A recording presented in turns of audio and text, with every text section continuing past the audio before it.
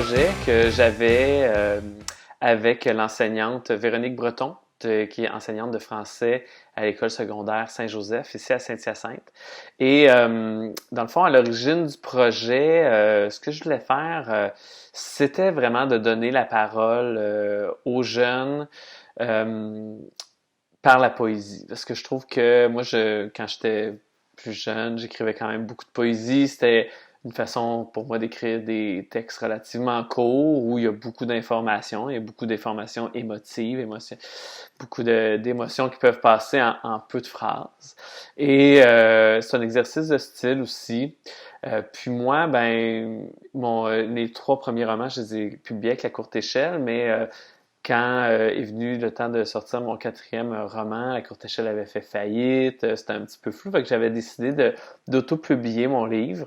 Et c'était assez, je me suis rendu compte que c'était pas si compliqué que ça de faire affaire avec des imprimeurs, tout ça. Fait que je savais que je pouvais arriver à un résultat professionnel et offrir, dans le fond, à ces jeunes-là l'occasion de publier un premier roman, un premier poème dans un recueil qui ferait vraiment, qui ressemblerait à un livre en tant que tel.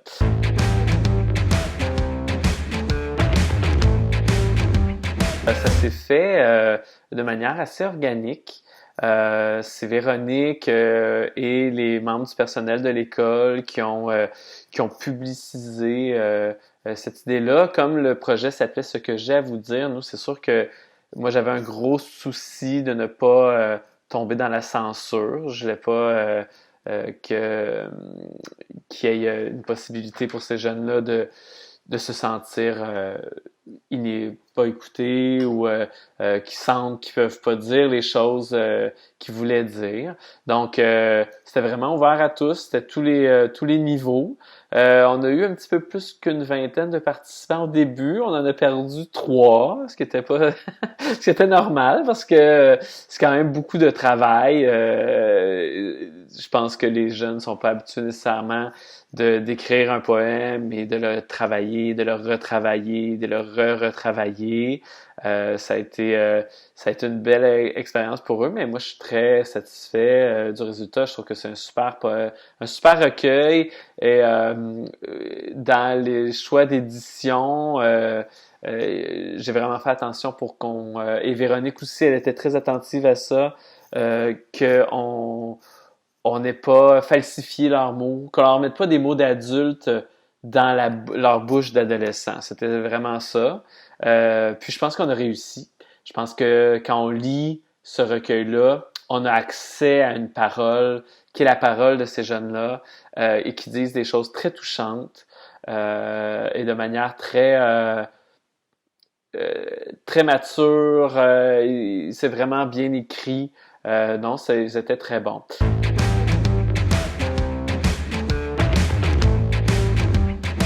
Donc, les consignes, c'était ça, en fait. C'était écrit ce que tu voudrais dire à tes parents, à tes enseignants, à tes amis, à tes oncles, tes tantes, aux adultes en général dans la société. Moi, ce que je leur disais, dans le fond, c'est que c'était une occasion pour eux de s'adresser au monde sans qu'on puisse les interrompre, en fait. Parce que quand on lit un texte, c'est un peu ça, c'est que l'auteur nous oblige. Évidemment, le lecteur peut toujours arrêter sa lecture, peut toujours dire, moi, ça m'intéresse plus, j'arrête. Mais il peut pas obstiner, il peut pas interrompre un autre lecteur. Il peut, là, ultimement, mais on s'imagine que les autres lecteurs peuvent le lire au complet. Donc, ça permet vraiment à la parole de l'auteur d'être complète, d'aller au bout de son idée avant qu'on puisse les répondre, ce qui, en conversation, arrive assez rarement. Donc, surtout quand on est jeune, je pense que souvent, les adultes ou les gens qui ont plus d'expérience vont avoir tendance à vouloir corriger assez rapidement le tir, de dire « Ah non, mais ici, t'as une petite erreur de logique dans ta façon de penser, ou tu connais pas tous les faits, t'as pas lu tout ce que j'ai lu, t'as pas l'expérience que j'ai. » Donc, souvent, je pense qu'on a tendance à les interrompre assez rapidement. Donc, moi, c'est ça que je voulais éviter, là, c'est que là, vraiment, ils avaient une parole longue, ils pouvaient dire tout ce qu'ils avaient à dire, et sans crainte de se faire interrompre, d'être jugé par nous, les responsables du projet.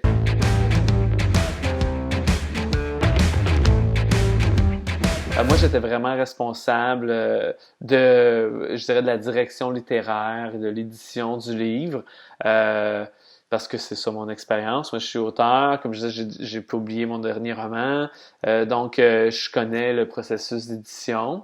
Donc, j'ai travaillé beaucoup les textes avec eux.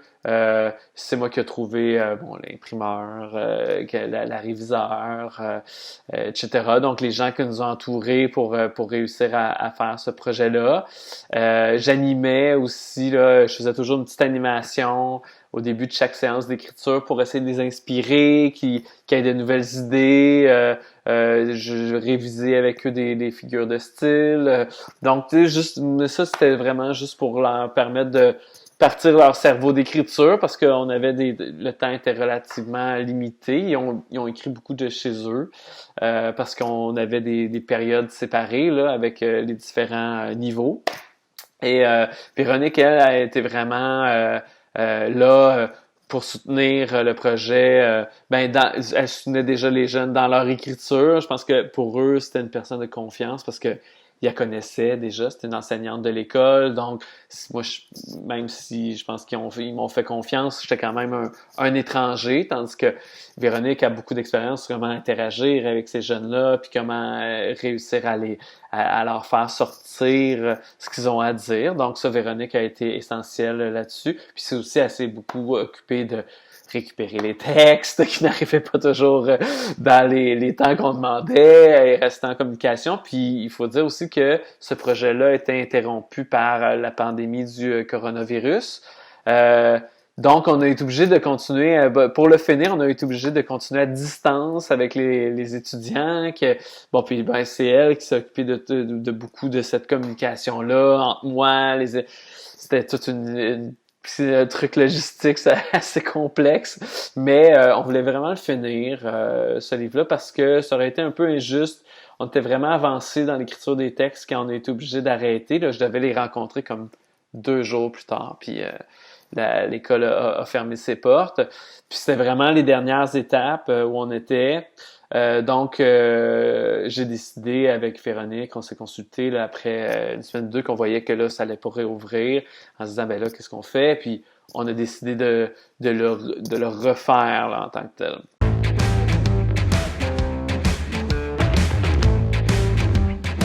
Les découvertes que j'ai faites dans ça, c'est... Dans le fond, les jeunes, ils écrivent très bien. C'était vraiment le fun parce qu'ils ont vraiment des styles différents. Puis je trouve qu'ils sont en quête, mais on est toujours en quête d'identité là, toute notre vie, mais en adolescence, c'est particulièrement pointu là, ce moment-là. Donc c'était le fun parce qu'on voyait que ce qu'ils écrivaient, ça collait vraiment à leur personnalité. Il y en a qui écrivent de manière beaucoup plus parlée.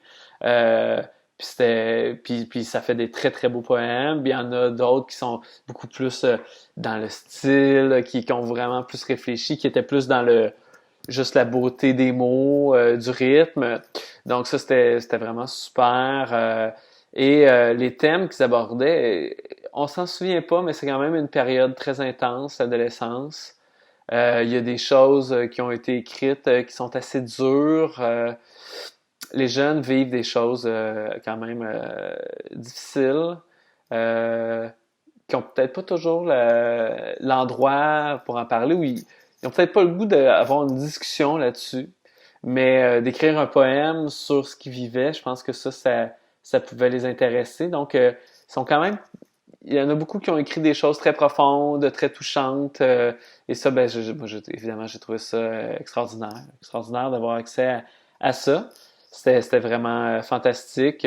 Évidemment, l'écologie était pas mal là aussi. Ça, c'est clairement quelque chose qui les inquiète. Je me demande des fois si c'est pas un peu imposé sur eux. Mais évidemment, c'est un problème qu'ils vont avoir à faire face. Donc, c'est sûr que ça revenait souvent.